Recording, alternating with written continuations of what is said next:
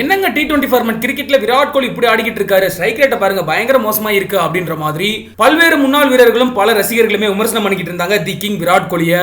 இந்த ஒரு சீன்ல தான் என்ட்ரியை கொடுத்திருக்காரு கௌதம் கம்பீர். நீ நானும் வேற இல்லடா, ரெண்டு பேரும் ஒத்த ஊசுடா அப்படின்ற மாதிரி விராட் கோலிக்கு பயங்கரமா சப்போர்ட் பண்ணி பேசியிருக்காரு. ஓகே, என்ன நடந்திருக்கு, விராட் கோலியை பத்தி கௌதம் கம்பீர் என்னெல்லாம் சொல்லியிருக்காரு அப்படிங்கறதெல்லாம் டீட்டெயில்டா பார்க்கலாம்.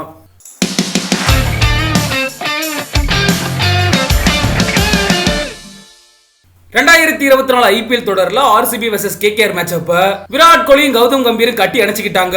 ரெண்டு பேருமே அன்பை பரிமாறிக்கிட்டாங்க. என்னடா இது அதிசயமா இருக்கு அப்படின்ற மாதிரி தான் பார்க்கப்பட்டது. என்ன காரணம் அப்படின்னா, கடந்த ஐபிஎல் சீசன்ல களத்திலேயே ரெண்டு பேரும் பயங்கரமா மோதிக்கிட்டாங்க.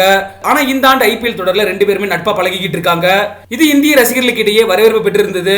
இந்த விவகாரத்தை பத்தி தான் மனம் திறந்து பேசியிருக்காரு கௌதம் கம்பீர். என்ன சொல்லியிருக்காரு அப்படின்னா, விராட் கோலி கிட்ட இருந்து நான் டான்ஸ் ஆட கத்துக்கணும்னு நினைக்கிறேன். ஆனா நான் நினைச்சாலுமே அவரை மாதிரி என்னால ஒரு ஸ்டெப் கூட ஆட முடியாது. இருந்தாலும் அவர்கிட்ட இருந்து நான் கத்துக்கணும்னு ஆசைப்படுறேன்.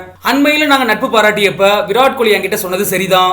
நாங்க கட்டி பிடிச்சுக்கிட்டோம் அப்படின்னா சில மசாலா செய்திகளை தொலைக்காட்சிகள் இழந்துரும். இது எல்லாமே டிஆர்பிக்காக பெருசுபடுத்துறாங்க. நான் எப்படியாப்பட்ட மனிதர், விராட் கோலி எப்படியாப்பட்ட மனிதர் அப்படிங்கறதுலாம் மீடியாவுக்கு ஒண்ணுமே தெரியாது. ஆனாலும் ஒரு ஹைப்பை கிரியேட் பண்ணிடுறாங்க. அதை பாசிட்டிவ் ஆகணும் அப்படிங்கிறது மட்டும்தான் எங்களோட எண்ணமா இருந்துச்சு. அதே மாதிரி எங்க ரெண்டு பேர்த்தோட வாழ்க்கைக்குள்ளேயுமே யாருமே உள்ள வரதுக்கு உரிமை கிடையாது. ஒவ்வொரு பிளேயருக்குமே பிரத்யேக ஸ்டைல் அப்படின்னு ஒண்ணு இருக்கும். மேக்ஸ்வெல் பண்றத விராட் கோலியோ, விராட் கோலி செய்யறத மேக்ஸ்வெல்ல செய்ய முடியாது. பிளேயிங் 11ல எல்லா விதமான பேட்ஸ்மேன்களும் இருக்கணும். நம்பர் 1ல இருந்து நம்பர் 8 வரைக்குமே அதிரடியான பேட்ஸ்மேன்களை நிரப்பிக்கலாம். அப்ப பேட்ஸ்மேன்கள் சில போட்டிகள்ல 300 ரன்கள் வரைக்குமே அடிக்க வாய்ப்பு இருக்கு. அதே மாதிரி 30 ரன்களுக்குள்ள ஆல் அவுட் ஆகவும் வாய்ப்பு இருக்கு. நம்ம டீம் வின் பண்றதுக்காக 100 ஸ்ட்ரைக் ரேட்ல ஆடினா கூட பிரச்சனை இல்ல. ஆனா தோல்வி அடையும் போது 180 ஸ்ட்ரைக் ரேட்ல விளையாடி இருந்தாலும் பிரயோஜனமே இல்ல. இதுதான் உண்மையான கள நிலவரம். ஸ்ட்ரைக் ரேட் அப்படிங்கிறது பிச்சோட கண்டிஷன், மேட்சோட சிச்சுவேஷனை பொறுத்தது.